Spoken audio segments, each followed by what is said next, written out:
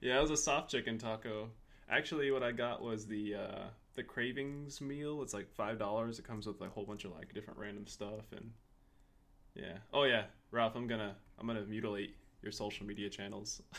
Okay, I gotta make sure you guys are seeing what I see here. All right, so you're seeing my screen. Great. All right, so Ralph's plan. Let me move this over here to the side.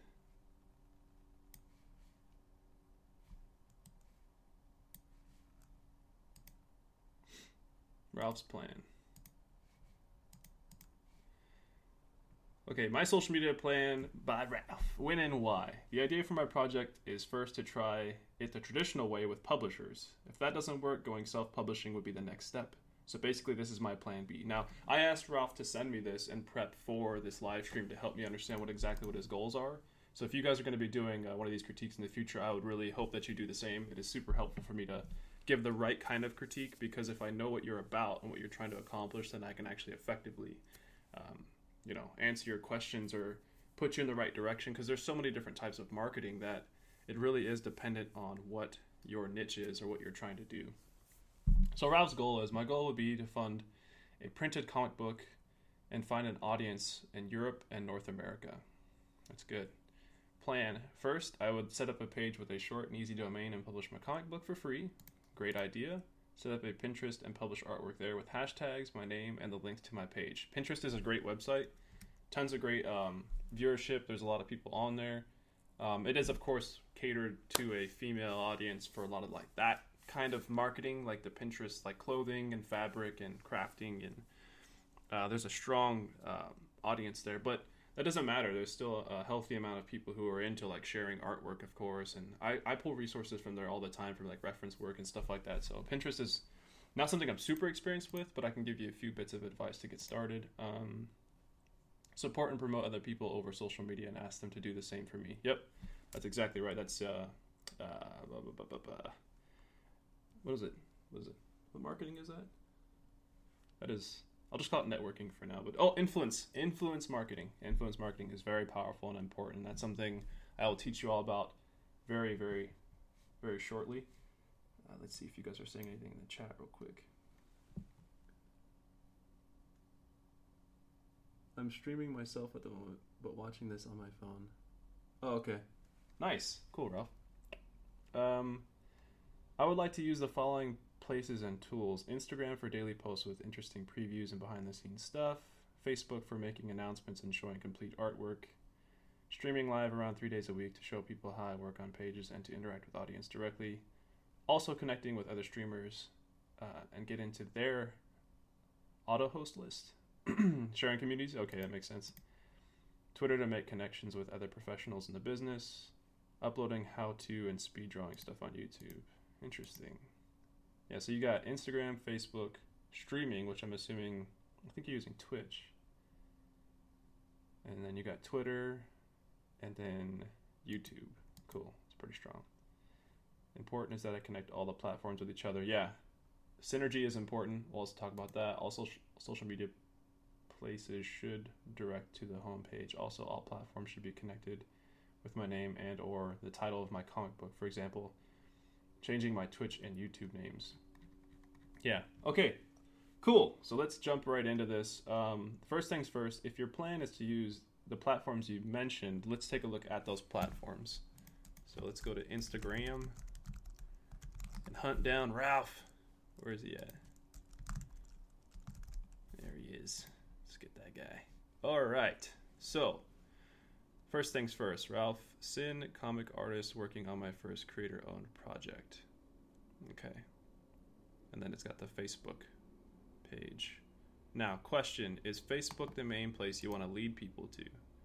Because that's the main thing that I always ask is like, what is the main place that you want to bring everyone to? Like, I see that you may or may not have a website already.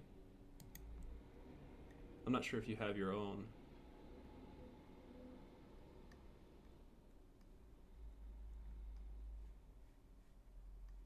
Yes, Twitch. I think the chat is slower than I'm able to.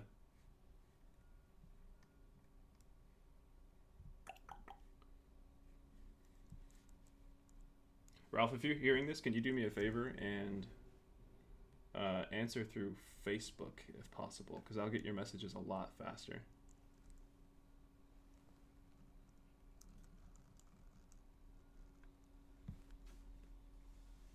Okay, at the moment, yes, but if I go self-publishing, yeah, no, I see your plan. The thing for me is, regardless if you're self-publishing or not, you still want to have a strategy where everything that you have out in the world redirects to a single place. So, actually, I'll show you guys what I mean.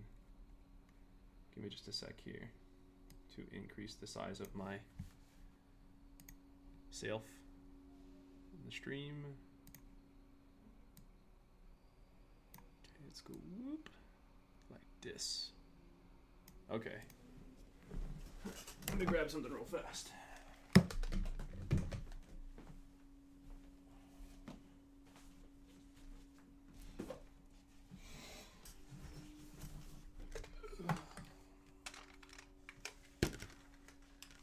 Okay, so this is the social media strategy that I built for Jason and Coffee Table Comics.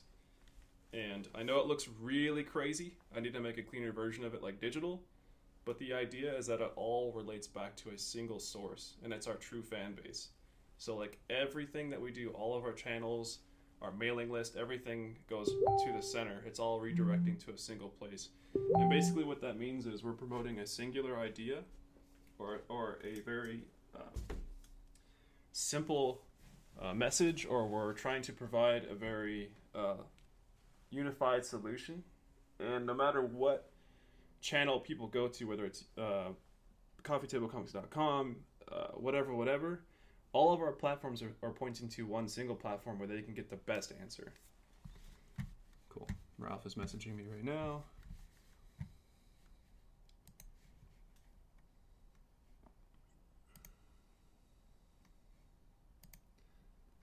Yes, making a homepage is part of the plan. Okay, so that's cool. And you know what? It doesn't have to be like a Ralf.com, you know? It doesn't have to be a specific thing like that, you know? It can just be a YouTube channel. Like for us right now, we're just trying to promote YouTube, like super hard, like super heavy. Everything we do is on YouTube because YouTube is a platform which we want to grow the largest and get like the ad revenue and build our audience. And we feel YouTube's the best because the future of like everyone doing video and live stream is huge. Every platform right now, Instagram, Twitter, they're all trying to implement live stream as quickly as possible because it's really quickly taking over. And Ralph, you're definitely an advocate of live stream. You seem pretty active and excited about it. So with that being said, I would recommend picking your main hub of where you want to grow to either be your Twitch, or if you want to do YouTube, you can do YouTube. Whatever you want that you think will bring in a healthy amount of new followers and subscribers, as well as, help promote your overall message that you're trying to do. Like if it's just, I just want to make and self-publish this comic and talk about that and hopefully help people and guide them along the way, then there's no better way to do it than through the video format. And so basically what you can do is with your Instagram, instead of putting this link to your Facebook, the first thing I recommend in this critique is switch this to your Twitch URL or that page, and then here put information about Twitch live streams from set day to set day at set time to set time. And if you don't have a set day and time, then you need to make one, because that's the only way that you're really going to build trust for your audience and build value, is if you have confidence in your scheduling and you have the ability to be consistent, right? If you can tell people, I'm going to do this for you, and then you do it, they're going to be like, oh man, this guy's a doer. Like he really does do what he says he's going to do, and it helped me, you know? So you really want to make sure that you have a sense of consistency. You definitely put in your plan that you want to be consistent, and maybe that's not what you can do right now because of time allotment. That's fine. Then just put, but you still want to put whatever your main channel is that you're trying to grow right now. I don't recommend Facebook being that place. I'm just saying, I could be wrong, but I highly doubt that I am, because I've tried a lot of these things, and Facebook won't do for you what Twitch or YouTube or Picardo or these other live stream services can. And although Facebook does have live stream, it's not even close to the live streaming that, as you probably are aware, right now, the benefits that Twitch and YouTube and places like that can offer you. So I hope that makes sense. Yeah, let's see here if there's any more chat stuff going on. I want to make sure I don't ignore you guys. See my plan, maybe right at consistency. Yeah, no, I do see that. But this is a part of consistency, Ralf, is making sure you're always linking back to YouTube one way or the other, or Twitch, whichever your main hub is where you're gathering your following. So as far as the art goes, you're extremely talented. You got a lot of great work. You've put in the time, I can tell. Something I would recommend is being a little bit perhaps more thoughtful about what you're posting and when. I've noticed looking at your stuff, there's a sense of kind of randomness, which is good. But I think even to be even more efficient in the beginning is if you can take your own personal art and tie it to like current events as much as possible. Right? And that's something that slowly Jason and I are starting to shift over to, and it's really helping a lot. Right? It's more relative to the audience that we're not necessarily trying to reach, but just maximum exposure, right? If you're in a place where you don't already have like 30,000, 40,000, 50,000, 100,000 subscribers and followers and these people, then you want to set yourself up in the mindset of how can I just gather the most people in general, whether they're artists and they do things every day, or they're just people who look at things all day because they're bored and they like looking at art. You want to increase what we call the net, right? There's something called a marketing funnel. And it's something that you can look up if you want to, but Jason and I don't really like to refer to it as a funnel because it just doesn't, it's kind of harsh and it's not really the way that we work, right? But the reason why I'm explaining all this is because, Ralf, a lot of times I'm going to say expand your net. And what expand your net means is basically expand the ability to reach out and grab as many people as possible by making your content inclusive, right? So what you can do is, for example, like looking at Jason's stuff, something I've done lately, I did this post where this one right here, this one got 324 likes. I think that's the most we've ever gotten. And it was because I posted it on a Monday morning, early in the morning, and it was about getting up out of bed. And it wasn't because of any other reason. Like, yeah, the art in the page is pretty cool. It's got a lot of detail. I'm the one who's been adding all these different color things to help with the composition to create foreground and background. So you can very quickly take black and whites and make it a little bit more appealing by doing simple artistic changes like this. But anyway, the reason why I think this got so much exposure, looking at the statistics in the back end, is because it was just way more relative to more people, rather than me just trying to hammer in like, remind Sithrah, like my comic book, me.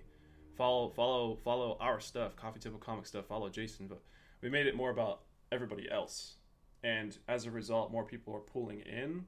And we don't need everyone that comes in to like comics, right? We don't need everyone to enjoy specifically what we do. But if we offer content that's entertaining and it still causes them to buy the comic and maybe they end up liking comics because of that, that's fine. You know, we're also increasing this net that we're increasing allows more video views, a lot more stuff like that. And more importantly, you'll notice that since YouTube is the main thing that we're trying to promote, that's what we have here. We have the YouTube webpage, and we talk about when and where, and a little bit about who Jason is, right? Pretty straightforward. And the follows on our Instagram has jumped a lot. Like before I was getting like maybe 1 follower a day, and it's up to about, I know it's not a ton, but it's up to like 5 or 10 a day now because of the shift that I've made and how frequently I'm posting the content, right? Just an insider for Instagram, if you're looking to post every day, it does help. I've picked, at least for our demographic, posting every day at 8 or 9 a.m. and then again at 8 or 9 p.m. And so what I've noticed is people use Instagram like right when they're trying to get out of bed and they're just like lazy, and it motivates them to get going with their day. And they use it again right before going to bed because it's something to like ease their mind at the end of the day. And so that's the strategy that's worked for me so far. If you want to align that to your time zone in Germany, or if you want to do that perfectly for Pacific Standard in the US, or maybe the East Coast, I don't know, it's up to you however you want to do it. But I've noticed if you pick a certain time in the day and then a certain time in the afternoon, and you're able to post twice, that really maximizes the ability to get your Instagram growing. If you just post once a day, it doesn't seem to grow as much. And yeah, I don't know if that's part of the algorithm that they have set or not, but there's something about that that's been really working well. Lately, I've been a little bit behind on me posting every day, so I've been trying to upload new content, but just been crazy busy with the Black Friday sale stuff I've had to do. But anyway, that's Instagram for now. I want to keep it really short and simple on Instagram because it really is simple. You post consistently, you get followership, respond to comments if you can. You don't always have to. I wouldn't waste too much time responding to comments on here. Just do like a quick thank you once like enough people have responded, like 8 or 9 people say like, oh, this is cool. And at the very end, you can kind of get everybody in one go and just saying, thanks everyone, stay tuned for more or whatever. But to be more specific about, in general, with all of your different pages, how you can reach out to other people, like this right here. Let's see, you got Gambit X-Men. You did all hashtagging. If you add message to this, like something about playing cards or something about an experience that connects to people, that actually gets a lot more exposure for some reason, because they'll look at the image and then read the caption and be like, oh, it's like a double whammy. You can show them a cool piece of art and then you can spread a cool message at the same time. So if you're more thoughtful about each image and you attach a message to it, it'll get a lot more exposure. And the thing that's cool about this art is all of this can be pretty message heavy. I mean, you can add different things to it.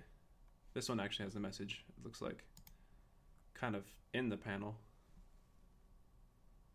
Claire is haunted by anger. Yeah, see, so you can talk about your comic, like Claire is haunted, but instead, why not make talk about something entirely different, like something to appeal to veterans, like, or people in the military or something like that. Like, use Instagram as like your kind of ability to reach beyond your comic audience. Use it to reach out to anybody and everybody, and just make the art.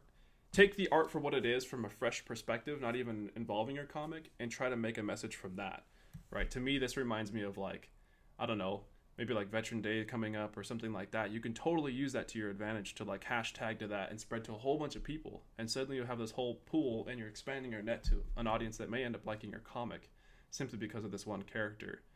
You're kind of hiding the fact that there's more to this than meets the eye. Once they get to your page, your Twitch or whatever thing that you're mainly trying to push, they'll be able to see like, oh, this guy works on comics and this is just a character.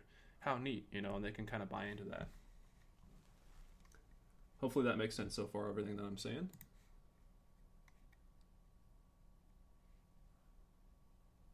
Yeah, live interaction is great. Set date time plus random streams or limit random streams. I would limit the randomness of your streams. In fact, the only time you really want to do anything random for your audience is if they're winning. And what I mean by that is, and this is to answer your question, James. I know I've done a lot of talking. Probably didn't see that message until now. But the less you're random with your audience, the better. And the reason why is because the value that's built in your audience increases as you say, I'm going to do this. And then you actually do it, right? That's remarkable to people. When you tell people, I'm going to do a bunch of things that are really hard that you probably can't do, and then show you how to do it, right? By doing it, like being an actual doer. And people will be like, wow, that guy actually did it. That builds more growth and more word of mouth and more awareness of your brand or you as an artist than anything else you can possibly do. So the more consistent you are, the better. And again, Jason and I are slowly transitioning over this, but I notice the more that we do it, the more we get growth. It's just a direct comparison. Now, like I said, the time that it is okay to be random is if you're doing something that's complete, hands down, a win for your audience. For example, Jason and I randomly decided to do Black Friday, and we're like scrambling to get it all together. In fact, I'm spearheading it by myself, which is crazy. I'm literally having to take screenshots of like every piece of his art and do an insane amount of stuff. Like, man, it's crazy. I actually slept here and like woke up and went straight to doing this because I spent like the whole night taking pictures, and it's nuts. But anyway, the point is, that is a time to be random because it's a huge discount on all of his original artwork and his comic books that he's made so far and printed. So if we randomly put out there like, oh, Coffee Table Comics Black Friday, people didn't see it coming, we didn't announce it super early, that's great because everyone's like, okay, well, that's a huge sale, that's awesome, like, why would I not be happy about that? So randomness, I would say, is more of a thing where you're certain dang near certain that your audience is going to be happy with it. It doesn't really, and also the other aspect of that is it doesn't hinder their use of their time, right? So if you randomly do a live stream, you're asking someone to commit their time to you. Remember that. If you're saying, oh, I just have a sale, you can check out my website, they can go to that anytime they want during the day or the week, right? So long as the sale's still available. They're not having to sit and watch your live stream, right? Live streaming is a commitment. Like you guys being here, thank you for being here, because that's committing your time to watching this, But the reason why you're watching it is because there's value in it. I'm telling you strategies that'll help you, right? So that's why you're here. It's not just for my face and because I like chicken, you know what I mean? So yeah, try not to be as random. Okay, so moving on, that was Instagram. Try to tie your art to a message that goes beyond your art. Okay, that's the main thing that I would say is going to help you, and I'll even type that down so that I can send this document to you. Instagram. Try to tell a tale with your art that goes beyond just the image you drew or painted. You'll engage with a much larger audience, applying your art to a common topic people can relate to. Also, change out Facebook link to Twitch link if that's the main thing you're pointing to for your audience to grow and or promote yourself. Okay, that's Instagram. Looking back at your strategy, hope that all makes sense, Ralph. If you have questions, please let me know. Yeah, sorry, James, if that stinks for you, man. Consistency really is key. I mean, and here's the thing. You can still grow being random. You just won't grow as fast. That's the thing.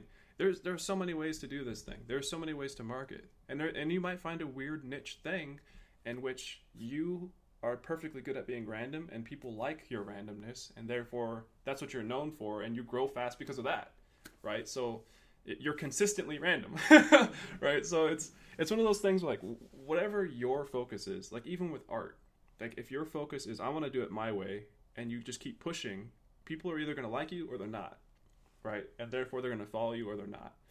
And with me, consistency is just like most commonly people tend to like that. Right? That doesn't mean you need to be the same way I am. Ralph, same thing for you. You don't have to be this way. This is just what I see works for me and for Jason. It's not like everything I'm saying is not, this is the only way, right? This is just the best way that we know from what we've tried, right? So, and we're recommending it to you. So, okay, so plan. Let's go back. It's really cold in here, man. Let's see here. Plan first. So, Facebook for making announcements and showing complete work. Okay, so let's take a look at Facebook then, since the link's right here. Okay, it looks like on the desktop this image cuts off. I'm not sure if you wanted just the arms to be here, but a great technique that I always recommend is using face. And what face means is you'll get a lot more interaction and appeasement from an audience if you use faces in your images more often than not. Right, you'll get a lot more reaction to that. Guaranteed.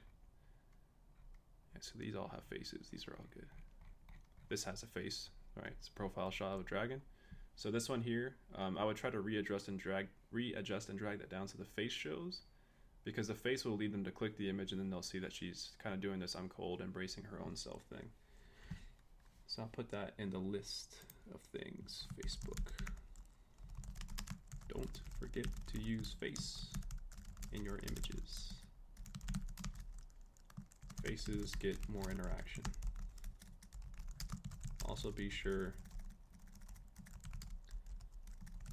to check all of your social media platforms on different devices and ask your friends how it looks on their computer and different mobile devices, so that you can adjust accordingly and make sure that you're getting like the coolest look possible that you're intending on getting. Right, I do that all the time in the Natural Talent group. You guys will see me like, how does it look? How does Coffee Table Comics look? Okay, cool. Ralph, you still following along? I'm not sure if you're able to multitask completely and listen to all this.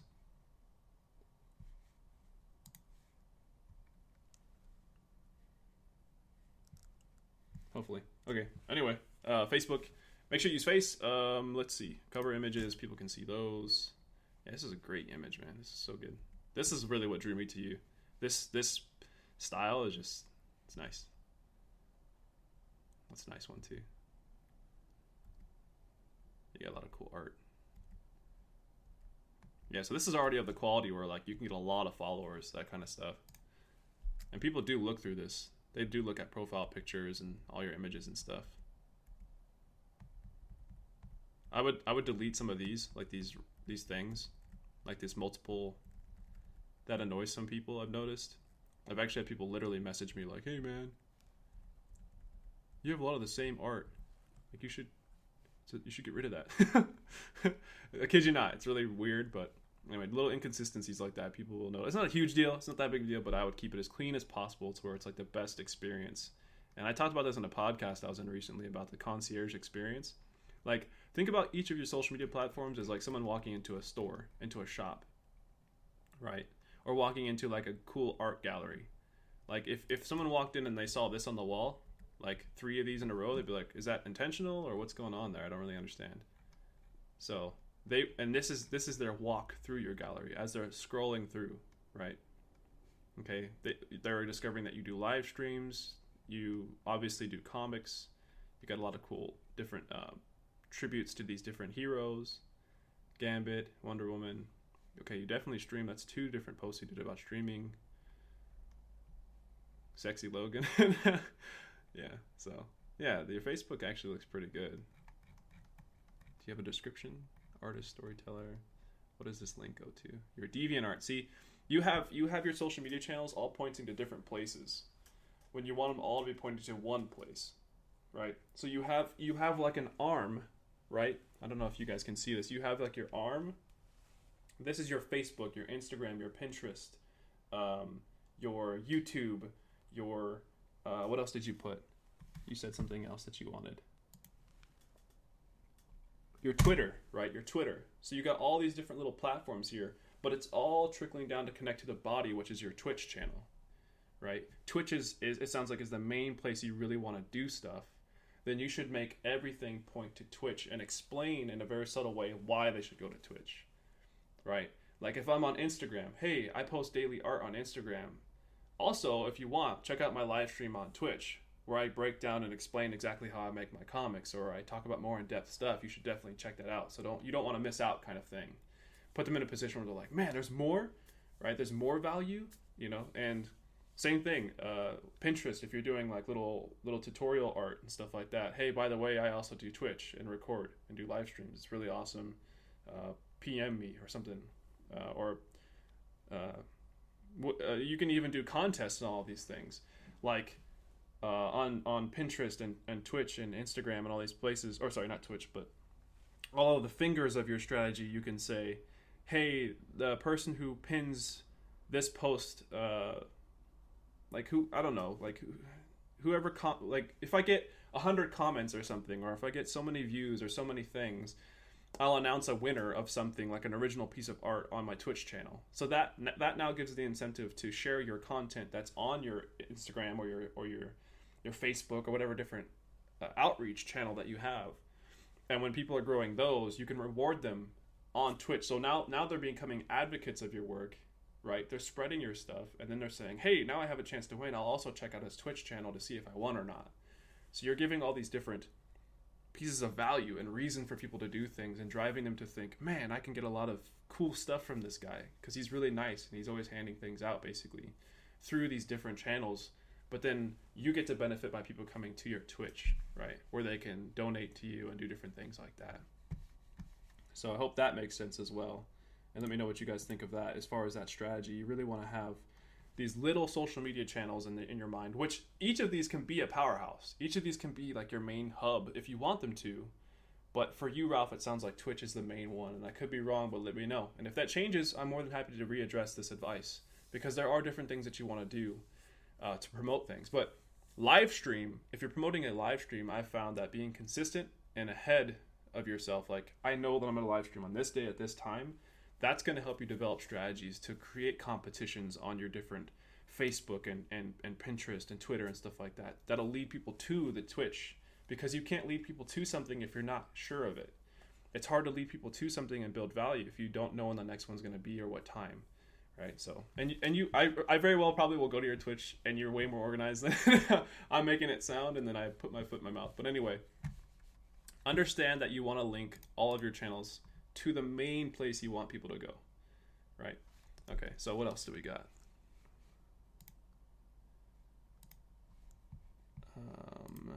Let's see here. Makes a lot of sense what you're saying, Dom. Cool. Yeah. Because right now, like, if I'm walking into the shop of Ralf or the gallery of Ralf, I'm like, what is going on? You want me to go down that hallway and this hallway and that hallway and that, all these different places to look for your stuff. I've yet to see anything about your Twitch, right? The only reason why I know anything about Twitch is because I know you, right? Right now I know about your Instagram, your Facebook, and now your Facebook's leading me to DeviantArt, and it's getting me kind of pissed off, actually, like as a follower of yours, because it's like, well, you're sending me to all these places just to see your artwork. Like, where do I really get value? Like, where do I get to meet you and learn about your stuff? Like, more specifically, not just this stuff that you're posting on the forefront. Like, you've got my attention because your art is great. Like, I want more. I want the big deal. Like, where's the big kahuna? Like, where's the main thing that's really going to grab my attention? So let's go to the next thing on the list. You said Twitter. Okay, let's look up Ralf. Do you have, is it? Yeah, there it is. Okay. That's a nice cover. That's a nice cover image. It's got face really strongly in there. And it's got a perfect slot to put text right here because it really leads the eye where the fire is. You can put something right here like, you can definitely put text on banners. I highly recommend it. You can put a hashtag campaign to grow like a separate niche audience with hashtagging, like we do CTC Blast to kind of create community. You can do check out my Twitch streams, time and date. Definitely put something in this corner because it creates balance between your profile, this image here, and then over to the right, you notice there's this blank kind of area that's kind of weird and lonely. Twitter really has this like strong sense of like alignment to the left because of your primary information being here, and then people trying to read whatever's in the cover image, and then down the middle again with whatever content you have. People rarely focus on this area over here, to be honest, unless you're actually a social media marketer and you want to pay attention to connecting and stuff like this. But for the most part, definitely utilize this space always to advertise something, because it's a huge opportunity for anybody who sees your page. Okay, your description, comic artist. All right. Straightforward. I like it. Simple is sweet, but in this case, you definitely want to put something again about the Twitch stream, or a little bit more about yourself, like what your current progress is. I see this as an incomplete thought, personally. I could be completely wrong. And I like I said, I'm super brutal about my critiques, man. So this is not acceptable in my opinion. You should put a little bit more into that thought. That's like just doing pencils and knowing that you need to get to the painting stage and you just said, screw it, I'm just going to go with pencils. You know, like give it more color, explain more of what's going on, and you can literally copy and paste the same message on every single channel. In fact, I recommend it. You can really just put like comic artist, trying to grow exposure in Germany and also connect with the United States with my comic, Twitch live stream, set day, set time, boom. And then literally put that on every single platform saying, I'm Ralf, I'm about that life, I'm a serious comic book creator, come check me out. And I'm consistent because I post every day, something. And then that is all you need to say. And people will be like, okay, let's see you do it. And then when you do it, they're going to be like, holy crap, he actually does it. And that's it. It's just that simple. That's marketing for an artist in a nutshell. You just do what you say you're going to do. So,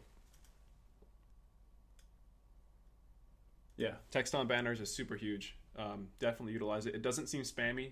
It doesn't seem weird. Just don't overdo it. Just put simple information, right? I can show you, I think Jason's, I have the CTC Blast thing right now.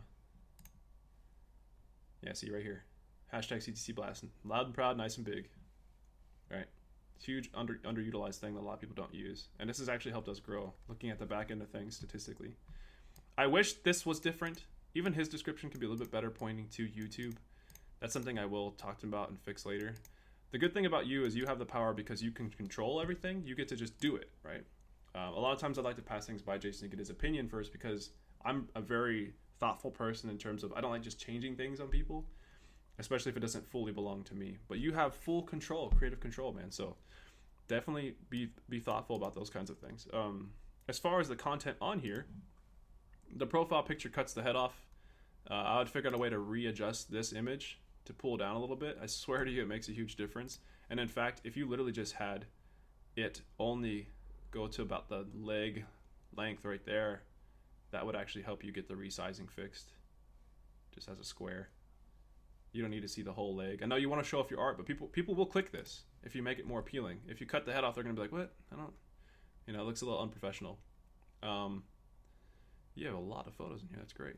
A lot of content. Media tab. Very nice.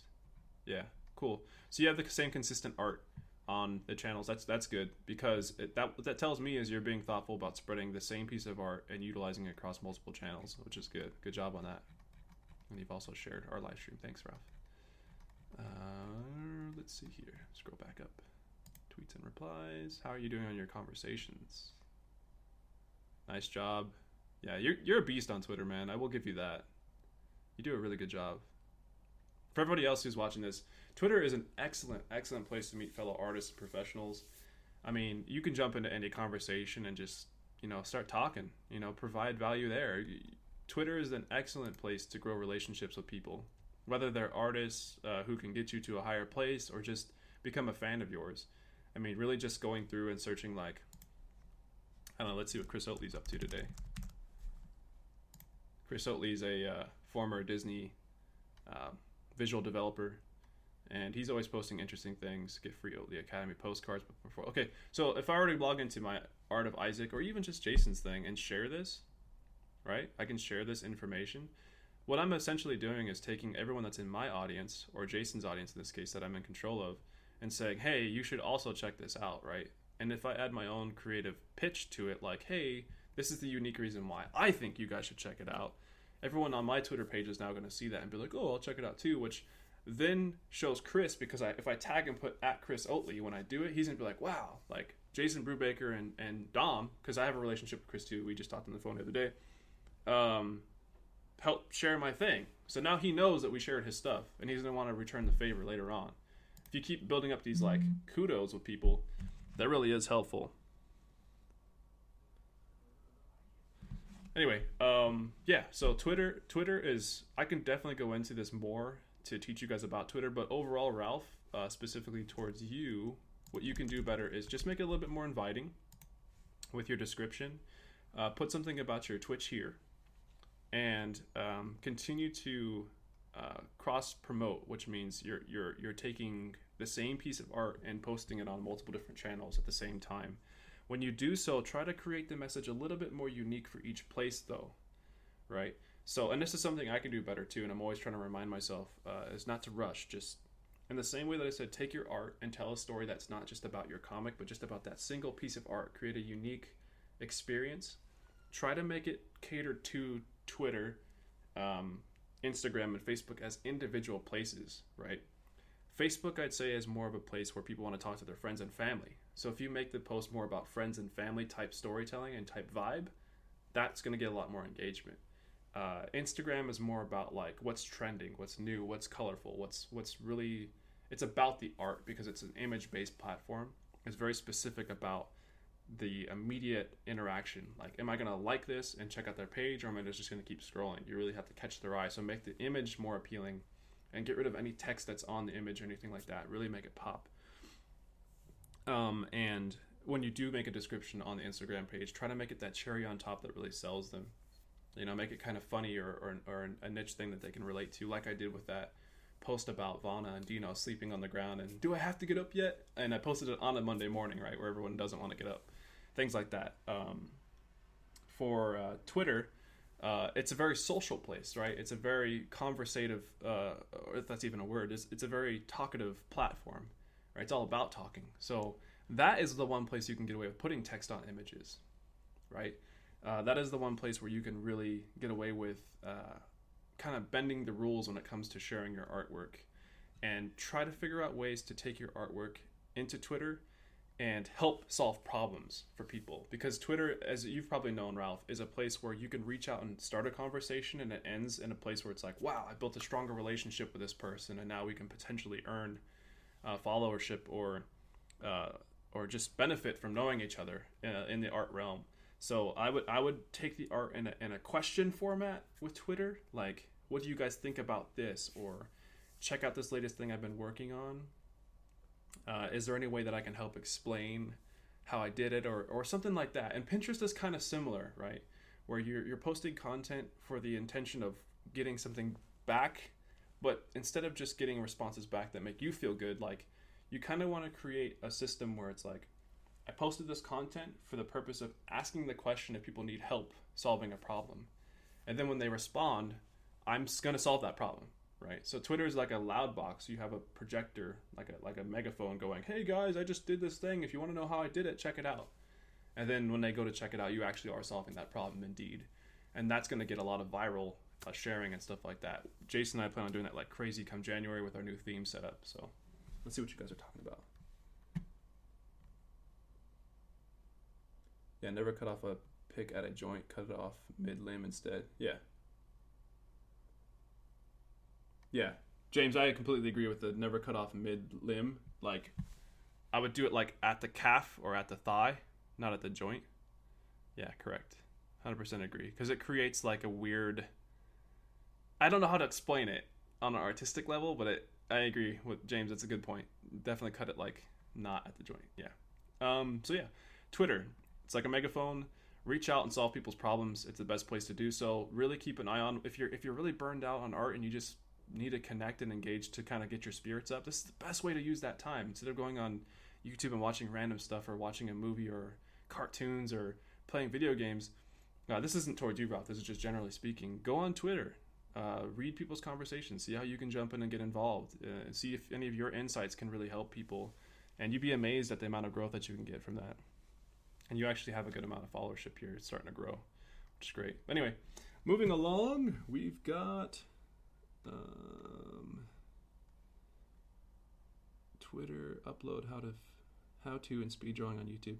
Okay, so with your YouTube, you specifically stated uploading how to and speed drawing stuff. So speed drawings are okay. There's nothing wrong with them. The biggest thing I will say about speed drawings is speed drawings without music aren't as effective, in my personal opinion. And to use music, you need to have a license to use it and or use a Creative Commons license. So just be careful about that, making sure that you're properly doing that. And you can actually go on YouTube and just look up Creative Commons music. I do it all the time on my Instagram page where I attach music to my videos. Let's see. Creative Commons music. Instrumental. Right. And so you'll get a bunch of these lists. And what'll happen is within them, you'll most likely have something where it's like, you can use this, just copy and paste and put it in your, right here. So image license, you would have to copy and paste this stuff and put it inside whatever your post is, which is fine. It's not that really a big of a deal. Put it at the very bottom where no one really has to look at it. I'm trying to make sure I'm not missing your guys' messages. I'm using your open source YouTube library. Okay, perfect. Yeah, that's good. Okay, let's touch on YouTube a bit. So I've been doing a lot of research on how to grow Jason's YouTube, and it turns out that the algorithm that's set into place is all about consistently posting, like daily. If you post constantly, you're gonna get the growth that you need. And the reason why is because YouTube heavily relies on watch time. Okay, watch time is a very big deal. If you're going to invest in YouTube, then you need to have the time to implement into it. Now, right now, Jason and I are really focused on physical content, not necessarily social media. Social media is not the main thing that we're focused on right now. We got to really finish Sithrah and keep working with webtoons until we no longer need to work with webtoons. And then we can really hammer on social media to make it our main. basis. But right now what we're doing is, of course, the 3 days a week of live streaming as much as we can, as consistently as we can, and also posting at least 2 to 3 YouTube videos a week, right? Mostly on like the Mondays, Wednesday, Thursday, and hopefully on a Friday. Tuesday we'll post as well, but just trying to spread it out. Like we do podcasts, we do a bunch of different stuff, as you guys know of. But I mean, if you can put yourself in a place where you're posting on YouTube every day, and what you can do is when you're live streaming, that adds to your watch time. And if you take all the videos that you create and turn them into playlists, effective playlists, what I mean by that is if you create videos every day about you making your comic and you're talking about different topics of how to solve problems, and here's a neat trick in Photoshop, or here's another cool thing about the industry, et cetera, you're talking about all these different things. If you categorize those into different playlists, like one talking about getting into the industry or what it's like to be in it, or different things that you can use for growing your communication skills, if you do one that's specifically about inking, if you do one that's specific about painting, maybe one about self-publishing or your experiences so far. If you turn those into playlists, what you can essentially do is on your YouTube page, here, I'll show you. Jason's, I've reformatted it to follow this strategy. It's actually helped a good amount. Okay, so scrolling down on his home page, you'll notice I have how-tos and tutorials. I reformatted this myself: self-publishing and marketing, podcast, motivation for you, behind the scenes, and then latest projects. So what I did was I took all his videos and formatted them into a playlist. And the reason why I did that is because playlists work great for watch time. If someone watches the first video and they like it, they're going to continue to watch the second video. And what playlists do is it weeds out all the other content that they can get distracted from going to someone else's channel, right? On YouTube, at the end of the video, there's normally a bunch of videos that pop up that are recommended for that person. Well, a playlist hones them into your videos. So the next thing that's going to play is in your list. So they have to watch your stuff if they're interested in it. They won't get distracted by anything else. So if you create an experience where it's in a playlist format talking about a single topic like how-tos and tutorials or self-publishing or any of the things that I've done so far, they're going to stick to watching that playlist and probably get all the way down through it. And they're going to want to complete that to-do list, because in human nature, most of the time people want to finish what they start, especially if it's good content, right? So you're going to get a lot more watch time and viewership, and people are going to be a lot more exclusively watching your stuff, not everyone else's. And that's what you want. You want to keep people on your channel watching you, and the more watch time you get, the way the algorithm works on YouTube, they want to promote your stuff, because YouTube wants to be seen and used and be the best on the internet. So if they know your stuff is really on the rise and people are watching it a lot, they're going to promote it and put it ahead of the curve against everybody else. Now, there's a lot about meta tagging and stuff like that that I'll go into in a separate YouTube video that explains and teaches all that. But for now, the main thing I want you guys to think about is if you're going to invest in YouTube and expect anything out of it, you do need to be consistent, and you do need to be thoughtful about how you can get people to watch it longer and for more time. This is exactly what Comics with Chris is trying to accomplish with his watch time, right? He's doing tons of live streams because that also adds to the total pool of your watch time. Now, Ralph, since you're doing Twitch, that kind of hinders YouTube, because YouTube is very reliant on being a powerhouse position. It's meant to be that thing where like the fingers connect to. YouTube is a very powerful thing because it's very much so engaging with the audience. You have an ability to record and live stream and do pretty much everything you need in one place. The one thing YouTube doesn't do is allow you to house and market your physical content for sale, as well as some other things. Anyway, that's the main thing I'll say about YouTube is you want to make sure that you are being thoughtful about your watch time. And if you're going to commit, you got to be all in with that. From what it sounds like, since Twitch is more of your thing, what you can do is you can create, since Twitch doesn't allow you to store just how-to videos as much as YouTube, you can keep your how-to videos on YouTube, but at the end of your how-to videos on YouTube, like an end card, I don't know if you know what that is, you can kind of be promoting your Twitch as much as possible, right? Like, you can talk about the unique aspects and value that you build with Twitch right on YouTube, right? So YouTube will become just one of the fingers that connects to Twitch again, right? So you just really need to help explain to the audience and make sure every one of your channels is pointing to Twitch, right? So I hope that makes sense so far.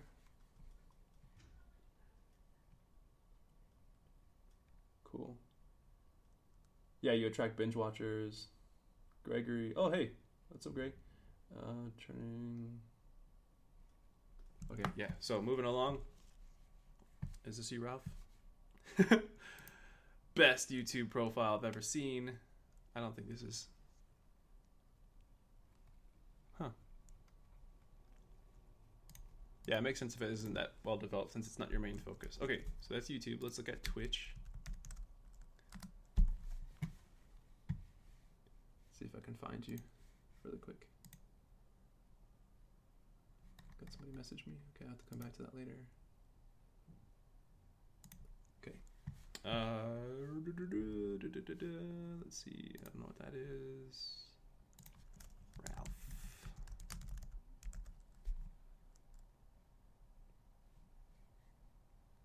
How do I find you, Ralph? Where are you at? Are you under a different name? Ralph Sin? Divinity Original Sin?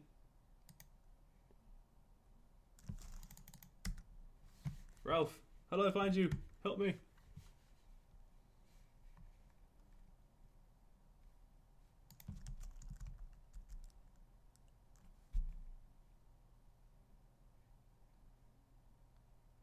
Is it this one? This looks right.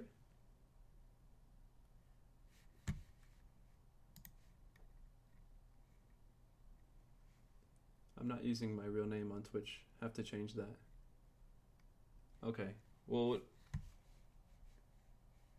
is this your page? Am I in the right place? Edit.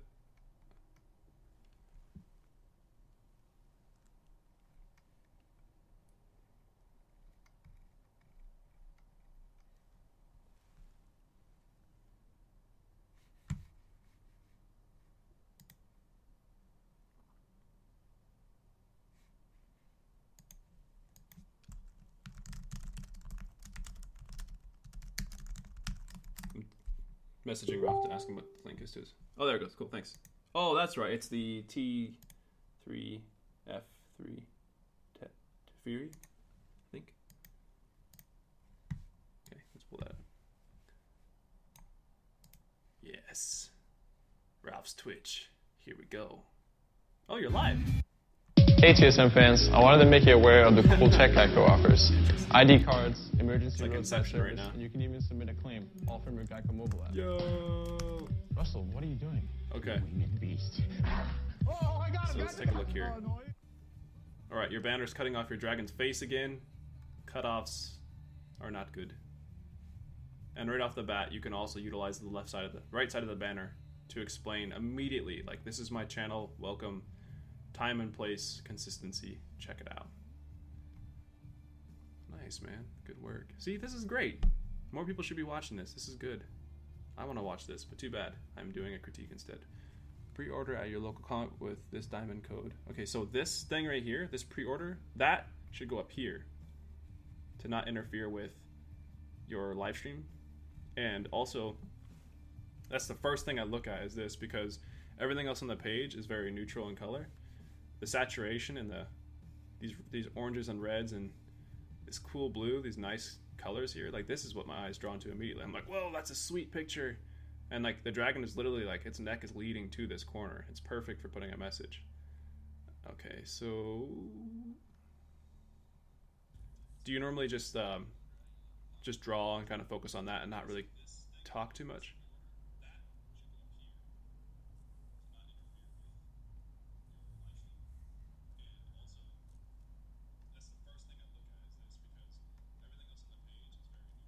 I can hear myself talking. That's interesting. Sorry, I got quiet for a second, guys.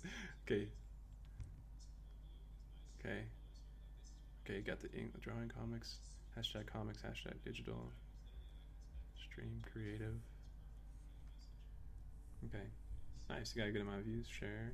I'd put for this title here, I like that you did this to explain like the two languages. That's amazing. Instead of just drawing comics, I'd be a little bit thoughtful about the title, like putting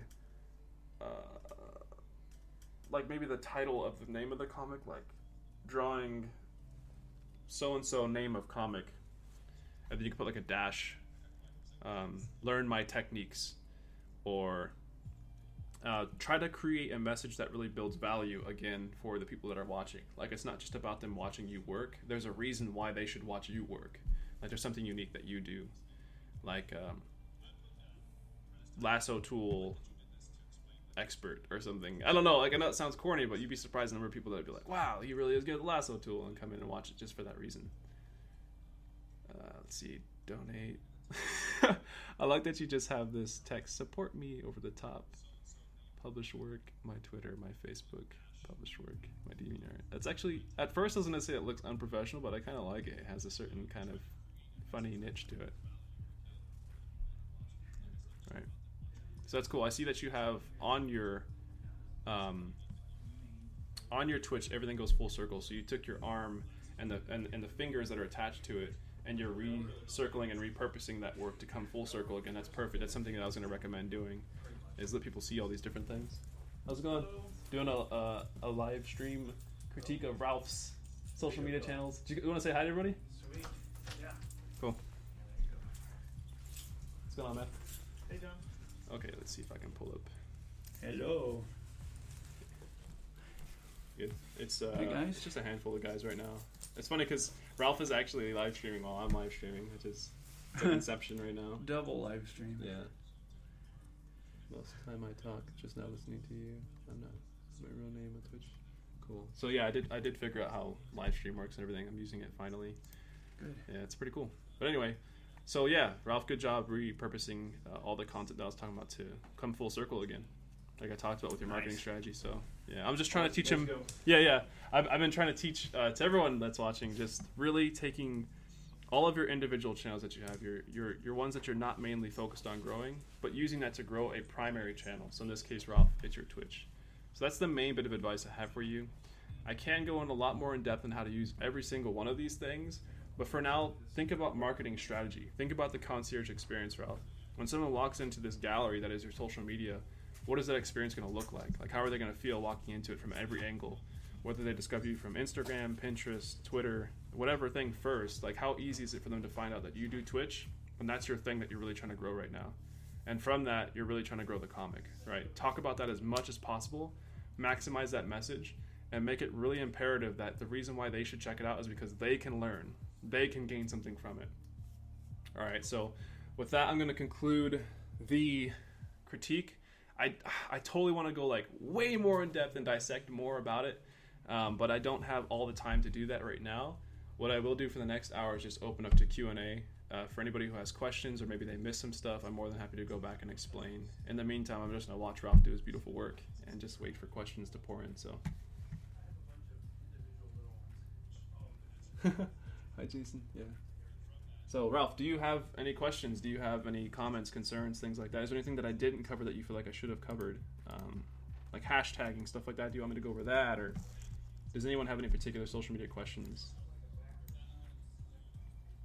Or maybe a question for Jason. I can go run over and ask him or something. I don't know. Whatever is on your guys' minds, let me know.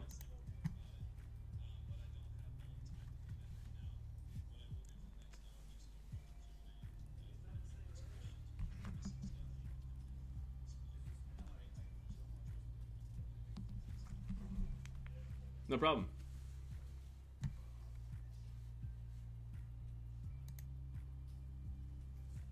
No question? Okay.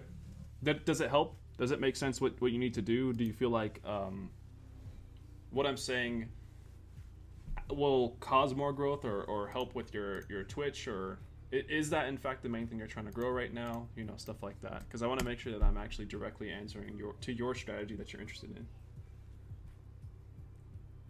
Yeah, I'll upload the video for you guys to rewatch. Unlike Jason, my stuff isn't going to stay exclusive to patrons. I make all of these critiques public for anybody to watch. So you only get to participate if you're in the beta group of my social media channel, or the Coffee Table Comics beta group, or you're a patron of mine. But anyone can watch it and learn from it.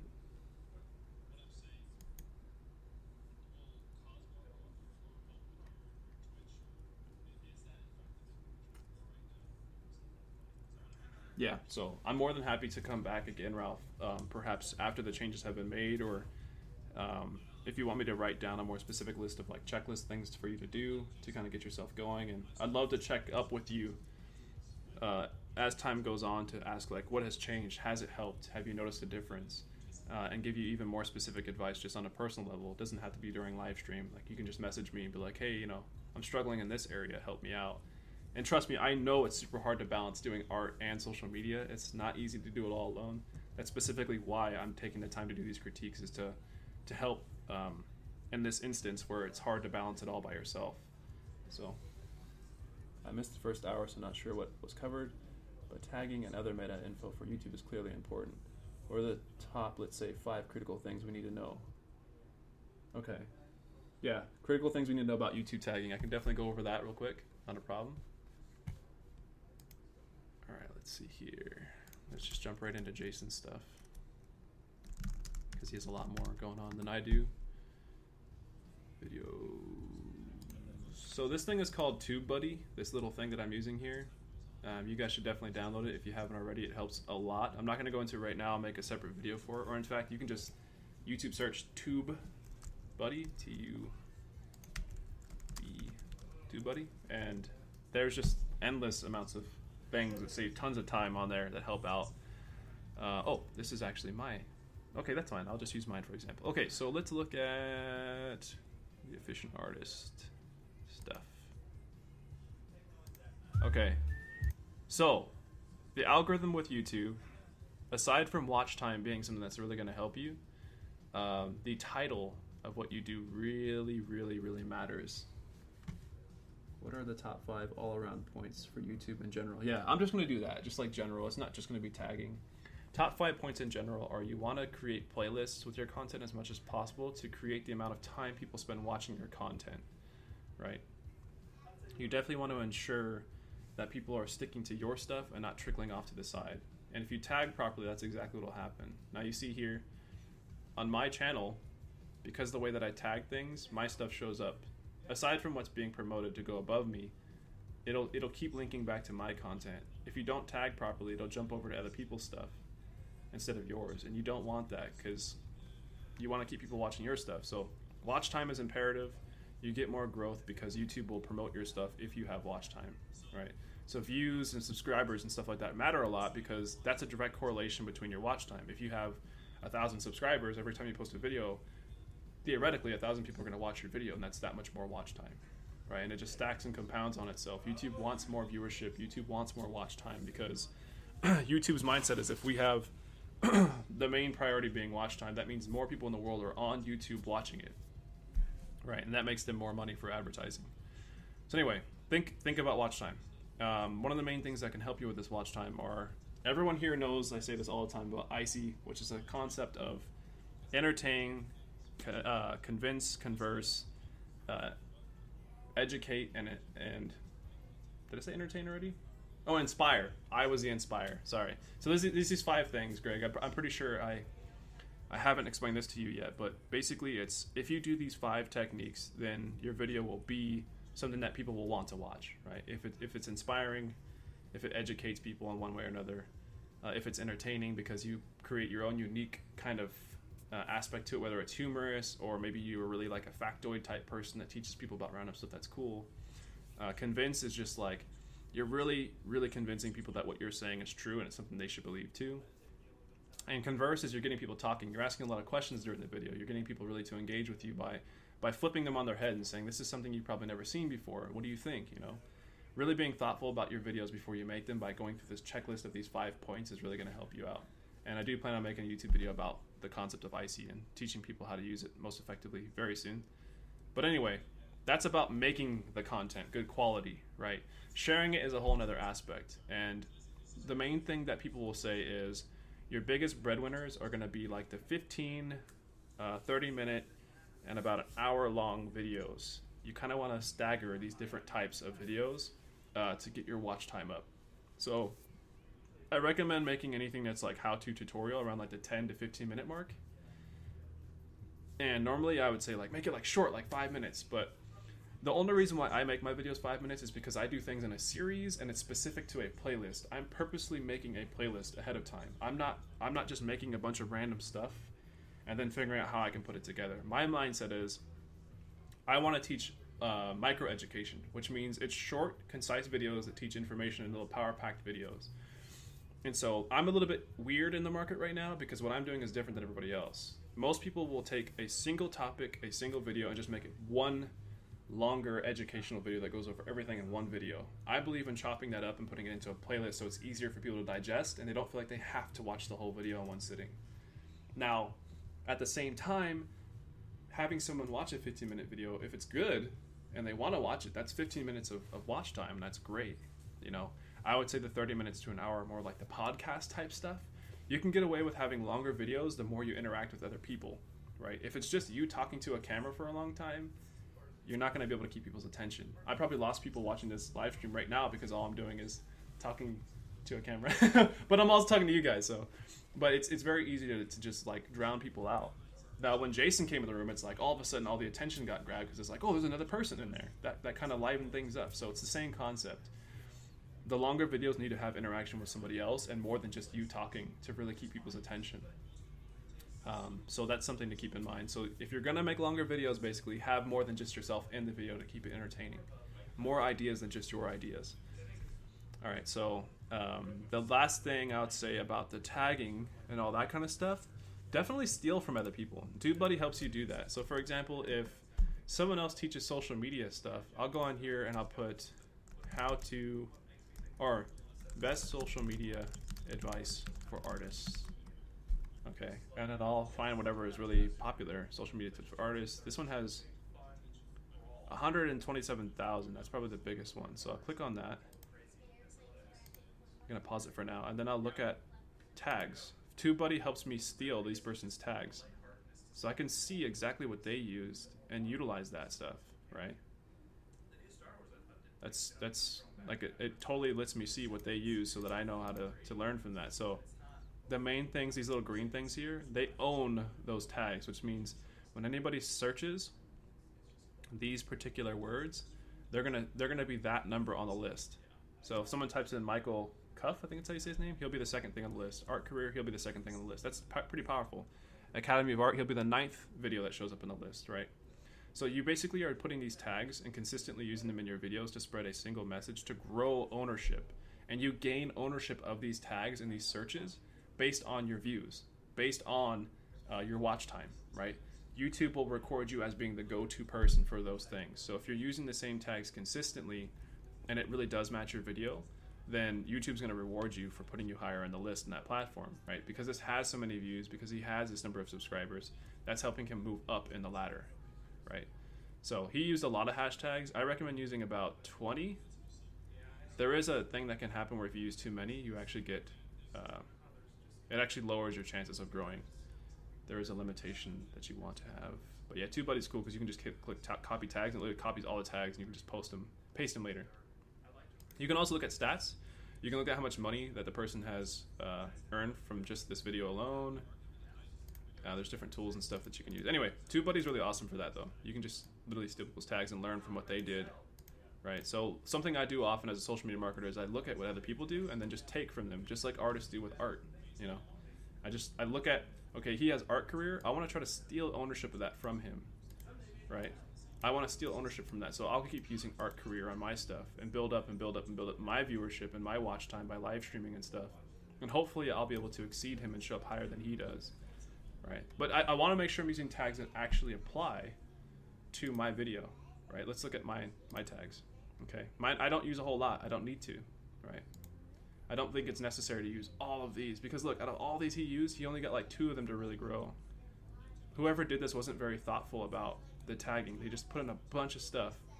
And another thing that they did wrong is they didn't use keywords. Like they didn't use what is it?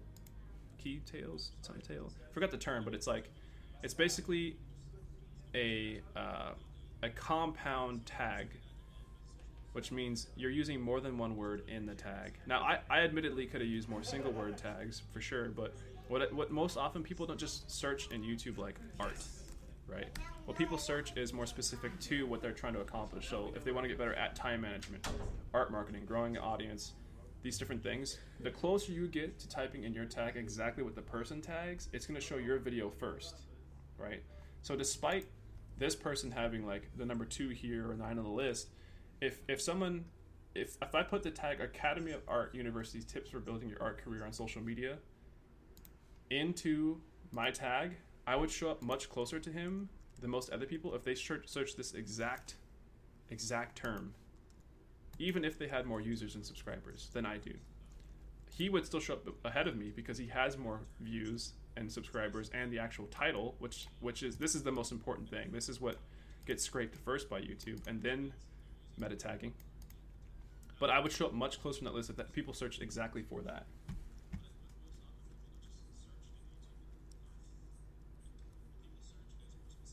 Hey guys, what's the topic this time? It's a critique of Ralph's social media. Oh nice, thanks James. We're at the Q&A or anybody's gonna post it.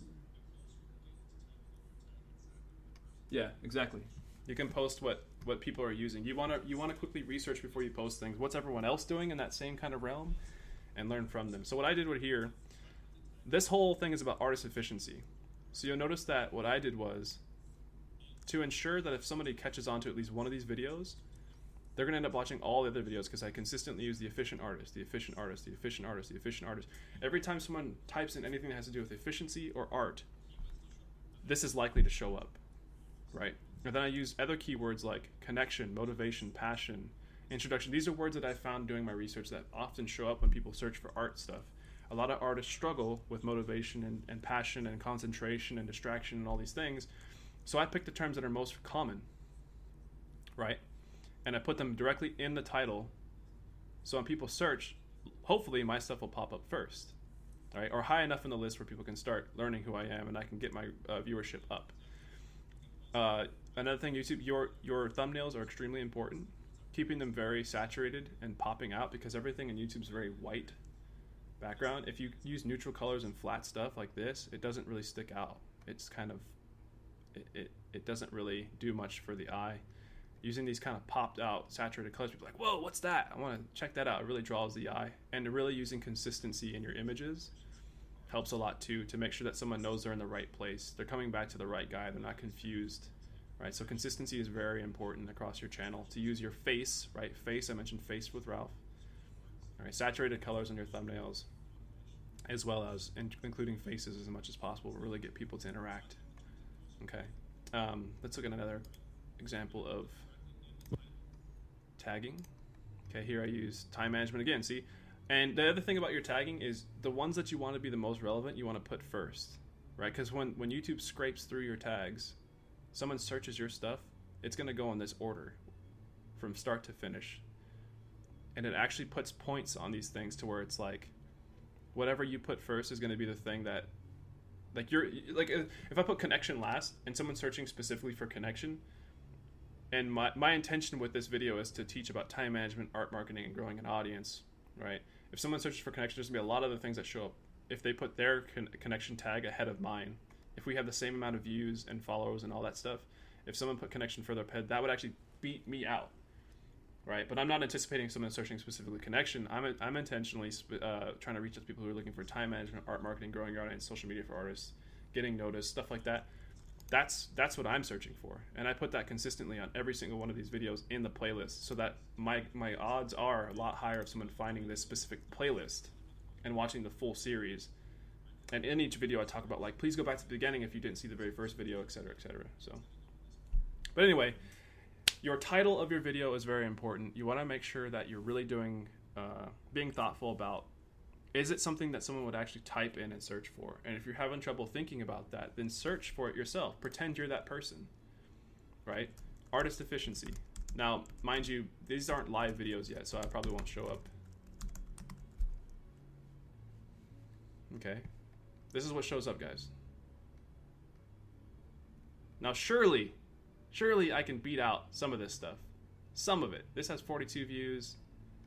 You know, like, some of the stuff showing up is just weird. Okay, how about how to be a more focused artist? Okay, these are the things that are showing up. Peaceful, creative. Like, this is just music. This isn't even answering the question. So that's why I'm tackling this topic now while I can, because I believe I'm the best person who can answer the question and kill out all these people that aren't really doing a good job. Right? I'm in a very uncontested market right now, which is good. How to, or artist distraction. Let's check that out. Right, I'm just searching different stuff to learn what people did. I'll even watch their videos and like literally like listen to what they say and try to pick out the things that they didn't cover so I can do it in my video, and that'll be my niche. Right? Like they totally didn't mention like this thing about distraction, and I'll totally talk about it myself to make sure I capitalize on that. Right? Stuff like that. So anyway, those are the main things I would say is watch time. Just to review, watch time, making sure your title is actually something someone would search for, right? Your meta tagging, ordering it in which you're really focused on getting that particular topic searched for. So like this guy put fine art ahead of anything, which I don't understand. If he's talking about art career, he should have put that higher on his tagging. Social media is good. He should have put that first. Warhol, all this stuff, his name, okay, that's fine to put up there. Art career. See, this should have been further up. He probably would have done better if he put it further up. But anyway, that's basically it, guys. Yeah, compound and singular ones are important. Yeah, secure the beach, exactly. Secure the beach, yeah. Beachfront property, you know what I'm talking about, Greg. So yeah, that's YouTube in a nutshell, though. I mean, you definitely want to create playlists. If you guys noticed, going to coffeetablecomics.com, I'm literally transforming the website to be a giant YouTube playlist because our arm is YouTube that we're trying to grow right now. That's the main thing we're trying to grow. So all of these are playlists. I embedded these videos to all be playlists. So if someone starts watching this on the website, it's literally going to start playing a playlist. You can't. So if I get to the end of this video, Talent. it'll go to the next video on the Oxford playlist. American Dictionary. Right. It just keeps going. So if someone's on our website and they get hooked, that's giving us more watch time directly from the website. So if we promote coffeetablecomics.com and people are on here, we're really just promoting YouTube. It seems like we're promoting coffeetablecomics.com, but every single thing on here, how-tos, podcasts, these are all YouTube videos. So essentially, Ralph, if you found a way to do this with your Twitch, you can do the same thing. You can make a website, but then promote the heck out of your Twitch channel on it. And also other stuff, like Patreon and different things like that. That's the benefit of having a website. You can promote different things like that. And for some reason, it's looking a little bit wonky. It's not loading the pictures.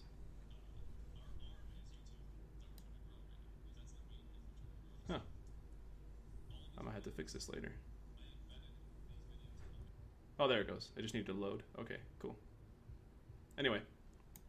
Yeah, guys, so I'm literally promoting the YouTube channel on Coffee Table Comics. Because remember, I have my things that I'm using: Coffee Table Comics, Twitch, Coffee Table Comics, Twitter, Instagram, Facebook, and there's something else that we use, Patreon. Those are all pointing to the YouTube channel, right? Or we're somehow utilizing the YouTube channel to keep growing YouTube's watch time. And we're using consistent tagging and things like that to keep growing, and that's why Jason's subscribers have been going up quite a bit. The only thing that we can do better is just posting more videos every day. But there's only so much you can do, you know, as an artist. So, but anyway, I hope that answers your question, Greg. What YouTube ad in are you talking about that test? Oh, Tube Buddy. Love to have you tear my channel apart. Yeah, Greg, I'm more than happy to do a critique for you. So, any other questions, guys? Did that answer your question, Greg, about YouTube? The main things that you want to be, like the top 5? It's watch time, making sure you're using Icy, right? Those 5 things to really make your videos good quality. Paying attention to your titles, positioning your meta tags, and your thumbnails, making sure they're vibrant and they really pop out and have a face in them. Those are the 5 things.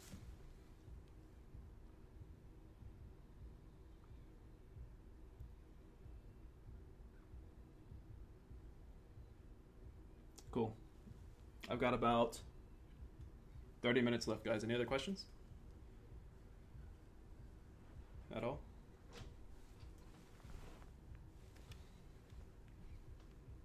So is the strategy promoting the YouTube because that is the new primary product, or is it a way to add value to CTC brand so that the books sell? So that's a good question. So the main reason why YouTube is the main thing is because we're trying to... Oh, they're right there. I just showed them the art, so I'm putting it back. Oh, okay. Okay. Yeah. I gave them a couple pieces. I'll show which ones. Perfect. If you need the ones for the Kickstarter, they're right there. Okay. I just wanted to get pictures so I can put them on Instagram. I won't put them on the Black okay. Friday sale. I Okay. just wanted to have them so I can post them later. Sounds good. Okay. Yeah. So, sorry. Anyway, so is the strategy promoting to YouTube because that isn't okay? So the reason why YouTube is the main thing that we're trying to promote is because in the market, video formatting and communicating through the video, the sense of you can see me talking, I can't see you, is a really powerful thing that people really enjoy because it allows the largest part of the market, being like introverted people who don't really like to be out in front of cameras as much, to learn a lot from somebody who does or is just willing to do it in the first place. It's a very quick and efficient way to learn information and get a lot out of the interaction, right? Like right now, you guys are in the comforts of your homes or wherever you're at. Maybe you're on a cell phone at work, wherever the case may be, and you want to learn about social media. So I'm able to put myself in a position where it's like, okay, I put myself in front of the camera. This is the best way for me to explain it, hands down. And it's live. That's powerful. It's not just something I had to take time to think of your questions and then go over and make a bunch of videos to explain it. Like, no, it's right now. It's happening. That's powerful. And so because that's such a big part of the market right now, we definitely want to capitalize that and tackle that. And Jason's actually the one who was really excited about doing it, which is great. Most of the time as a social media marketer, you have to kind of warm people up to the idea, especially when they're artists. But Jason's been like all in, and it's been really great. So YouTube has a great way of promoting for you. You don't have to ask YouTube to do it. As long as you put in the work and the time, YouTube will promote stuff for you. Whereas Patreon does not do a good job at all of promoting you as an artist unless you're already making a ton of money, which doesn't make sense to me, right? Patreon's in a place where they're trying to promote themselves so they can become popular. They aren't large enough to where they can really utilize getting everyone else popular. So YouTube is already pretty big in that if you put in the time and the work and you make good content and you know how to work the algorithm, you can grow quite big, quite fast, right? So that's why we're using YouTube, is because it's to expand our net that I talked about, to gather a lot of people into Coffee Table Comics community. And yes, the overall goal is for people to buy the comics and the books, but also we genuinely do care about building value and helping people solve their emotional and practical matters. Like, we really do want to help artists get through these mental blocks, and we really do want to help artists find like their message to the world. And YouTube is the best way to do that for us.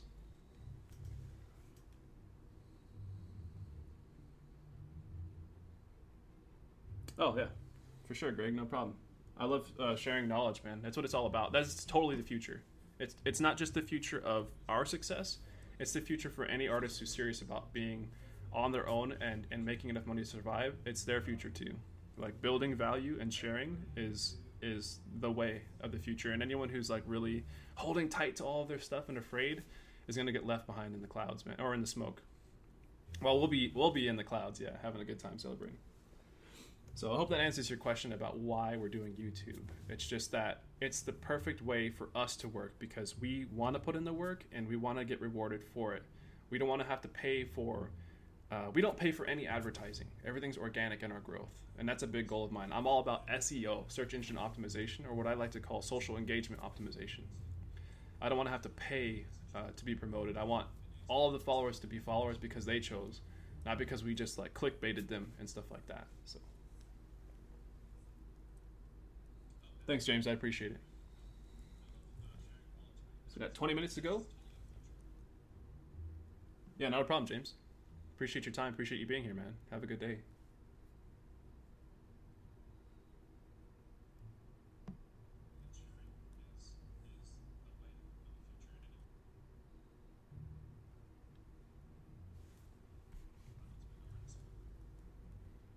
Any other questions? It can be about anything, guys. Chicken. I'm always happy to talk about space, science, chicken. Chicken's good.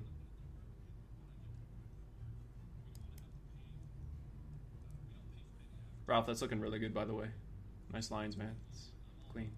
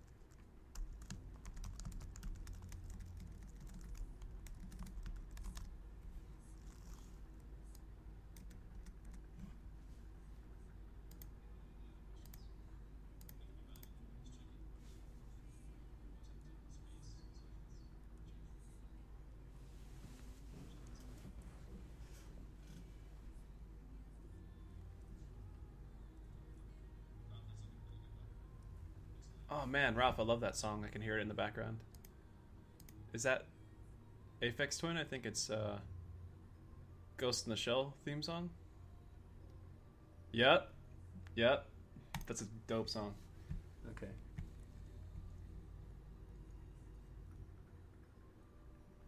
This may be subject for another time. What about video, audio quality? I come from a graphics and some video background. Okay, audio is always way more important than video.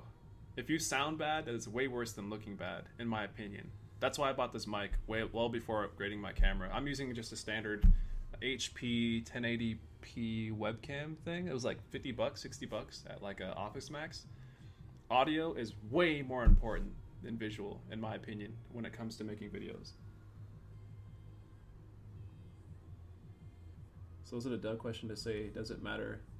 But due to cost, not everyone has experienced equipment. Is it critical? I'm thinking yes, so I'm saving for decent AV. Will you make this whole thing open available? Yeah, Yes, Ghost in the Shell. Beautiful song. Yeah, this video will be public. Everyone can watch this. Every time I do critiques, unless you don't want me to, that's totally fine. I won't post it public, but all the critiques will be public for people to go back and watch and learn from, for sure.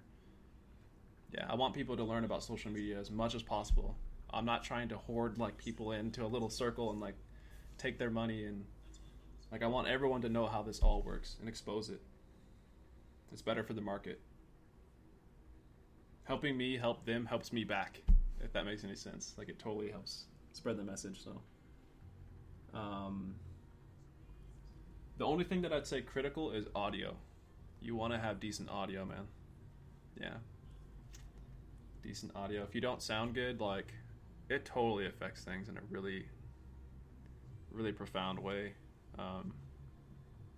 Yeah, for sure. And some basics editing software is good, you know, to cut out parts where you're just kind of not really doing anything, or you're not actively engaging and looking at the camera, or I mean, I can totally make a whole video on that. You're right, it is a subject for another time, but more or less just focus on the audio, man. Get yourself a good mic. Don't worry too much about the camera.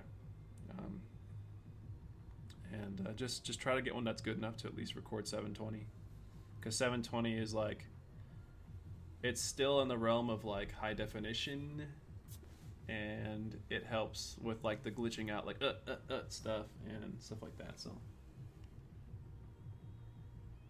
no, thanks. I appreciate that, Ralph, a lot. Okay, we got 15 minutes. More questions. Anything. Facebook, Instagram, Twitter, Patreon. Patreon's a hot topic people like to talk about.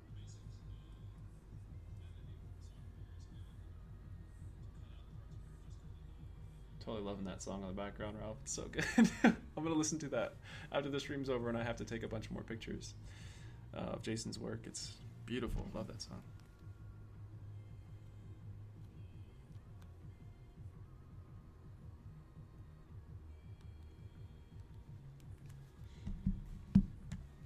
We're all good, guys? No more questions?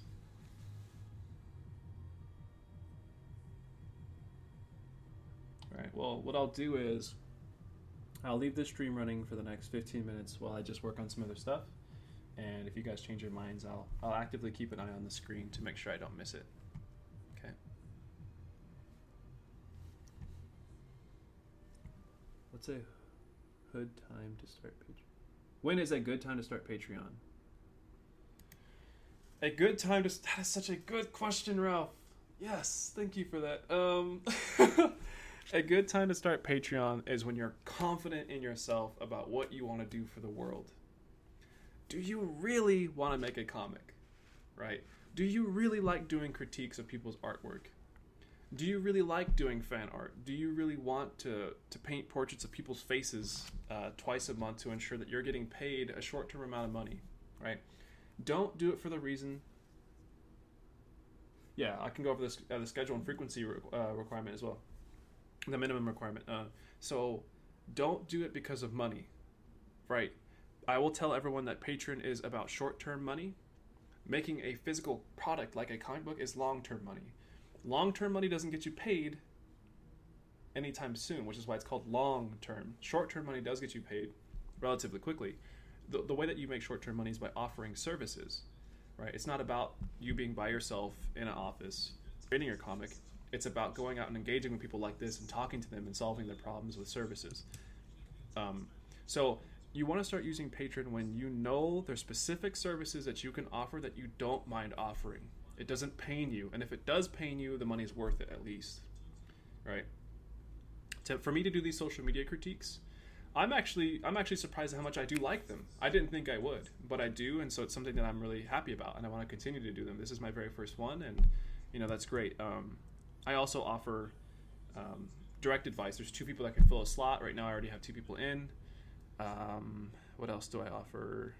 Oh, I make my videos, right? I make my videos that teach about social media and different art, motivational artist stuff, like focusing on getting a project finished and just the emotional aspect, right?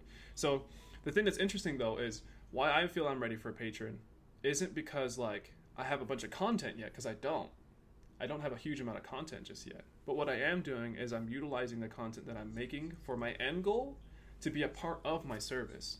So for example, because I do have the confidence in myself of what my message to the world is, which is to help artists, especially comic book artists, find their niche, find their market, and survive as just that independently, and or help them find a way to get a job in the industry because they know how to market well and use social media to their advantage. But with that message in mind, what I've been able to do is make these YouTube videos that teach people about the difficult topics that often don't get talked about. And all I do is just say like, hey, you sign up for $1 on Patreon, you get to suggest what the next video will be about, and I'll answer your questions, and you get exclusive content that doesn't show up on YouTube, and you get the YouTube videos ahead of time. So all I'm doing is just making a bunch of YouTube videos, because YouTube is also going to be my arm that I use, like Jason's using. And as I'm making content, it's actually being paid for through Patreon, right? I'm just repositioning the same content in a way that allows people to get more interaction with it and more exclusivity than everyone else, and that's what they're paying the dollar for, and also the opportunity to get blasted at the end of YouTube videos, which I plan on doing very soon. Like, hey, check out this person's page. Like, I'm totally trying to commit to the idea of sharing people's content on my own content. It's just a way of thinking around, like ahead of, like in a different way that puts you ahead of the curve from everybody else. Like, how can I utilize the content that I already make for my long-term plan and make it short-term, right? If my long-term plan is to make a Scott McCloud type educational web comic / video education, microeducation thing, well, how can I take that and make money on it now? Okay, well, I can make money on it now by making it exclusive to people, by letting them get it early. I can now promote people's stuff as I'm making it. I can now do these video critiques of people and stuff, and this is all that's going to help me provide the context that I need to make that finished long-term project. This is all for a singular purpose. I'm just re-strategizing to get money in the short term. Now, the question might be, how would I do this as a comic artist? Well, I'm glad you asked. With Jason's work, I constantly take pieces of his individual panels of his comics that he's making and put that on Instagram and make a separate story that has nothing to do with the comic, just about the image to grow his audience there, right? Lucky enough, Jason has a really consistent schedule where he does come in and finish pages so that he can post it on Patreon and give people that exclusive access. They're the only ones who get to see the thumbnails and the sketches, right? He also does Q&As where people can come in and ask him questions directly, right? And he's making a lot of money from that because he's consistent. Well, you know, as consistent as he can be. There's a lot of stuff going on sometimes. You miss, and that brings me to the next topic, which is how often do you need to post? I highly recommend at least once a week with Patreon. And what most people will tell you on Patreon is that your patrons are your silent majority. They're the silent supporters. A lot of patrons, when they're giving you money, they just want to see you succeed. Most patrons aren't patrons because they're really expecting much out of you. But that's slowly starting to shift as Patreon becomes more popular and it becomes more aware and known that it's a service-based platform where you do need to show up and you do need to offer services. Otherwise, people will unsubscribe from you and they don't care, right? The reason why you got people to sign up needs to remain the reason why they're staying signed up, right? You need to tell them, this is what I offer, this is what I'm about, this is what I can do for you. And if they're like, awesome, that's something I'm willing to pay for, it's the same thing as everywhere else. You tell them that you're going to do something, and then you do it. And you should be doing that at least once a week. Whether that means you're just updating them on the progress of your comic, finding new ways to get them more included in it, things like that. So, yeah, I would follow a very similar strategy to what Jason's doing if I was making a comic. Give people exclusive behind-the-scenes footage of what the thumbnails and stuff like that look like. Keep them updated on the progress. Do Q&As. I like doing fan art. A lot of people don't. I actually like doing fan art. So accepting fan art submissions and then creating them and then sending them to people, stuff like that. I mean, there's an endless list of things you can do for people in terms of service, and I can type something up like that and send it to you guys if you want, So anyway, Let's look at what you guys are saying. What is it doing? Patreon, what is the schedule require? Okay. no one's asking any new questions, so I'd say once a week is the minimum. I recommend doing twice a week on Patreon as far as posts, and it doesn't have to be anything wow, just enough to make people know that you care about them donating to you and sticking to your game plan if you do what you said you're going to do. So Ralph, I hope that makes sense. It's more about your message to the world, and have you found what that is yet, and then making everything a basis of that and figuring out how you can take your long-term project and turn it into little diced up short-term services that you can offer people for different tiers of money. And the more you don't like doing it, the higher the price tier should be. The more that you like doing it and you don't mind, the lower the price tier should be, right? The more time it takes you to do that service should be higher tier price. The less time it takes you, the lower tier price. I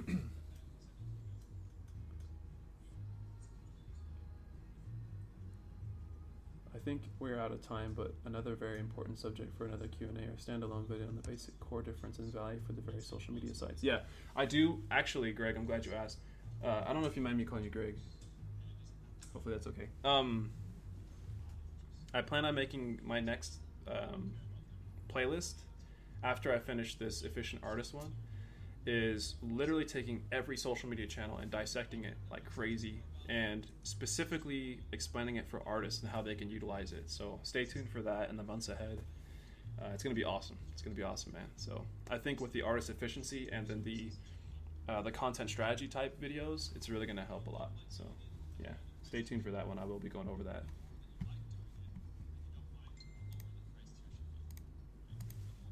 All right, yeah, it looks like we're out of time. We got about 5 minutes left. If there's any other quick questions I can't answer, I'll jump into it. Otherwise, I'll be out. Cool. Greg is a Greg.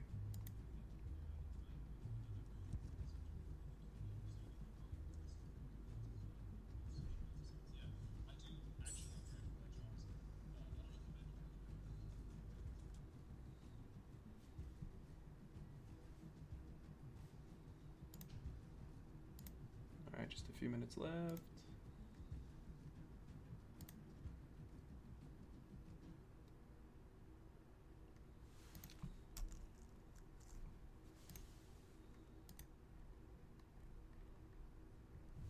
All right, looks like we're good to go, guys.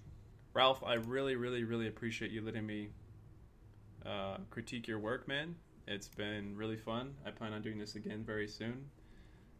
Tomorrow I'm going to do another hangout session with patrons and members of the CTC beta group for social media, and we can just talk about whatever you guys want, really. And that'll be for about an hour, hour and a half, maybe even 2 hours. I can do another critique if you guys want. It's up to you. But yeah, that'll be at 10 a.m. tomorrow. So anyway, take it easy, guys. Ich bin ein Vater.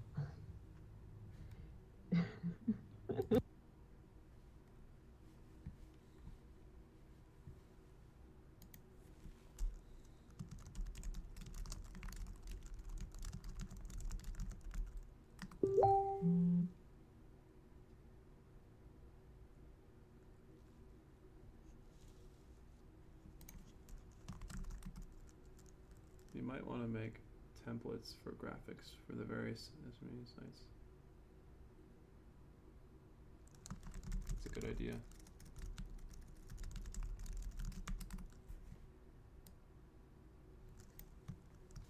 I'm gonna Save that. That's a great idea.